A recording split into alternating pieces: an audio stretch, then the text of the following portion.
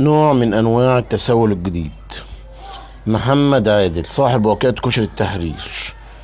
انا ما عنديش شركة خاصة وما عنديش بوديجارد وما عنديش مدير اعمال وليس لدي عمل، وانا سلمت بدلتي، بدلة النظافة، للحي اللي انا تابع له. هو انت سلمت البدلة بعد قد ايه؟ بعد 4 شهور من طردك من الشغل. يعني بعد ما عملت بيها كام مصلحة؟ يعني هو السؤال هنا، هو ده نوع من انواع التسول الجديد؟ ده نوع من انواع الشحاتة الجديدة يعني؟ بس دول كانوا بيشحتوا في الشوارع، لا انت بتشحت بقى في العلن، بتشحت في الاعلام. انا مش عارف انت عايز ايه او عايز ايه مننا.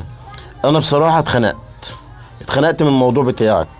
او دلوقتي الحمد لله رب العالمين الاعلام عندنا اللهم صل على النبي ما عندوش كلام خالص غير عنك انت. محمد عمل، محمد سوى، محمد. انا مش يا عم، مش عارف اقول لك ايه.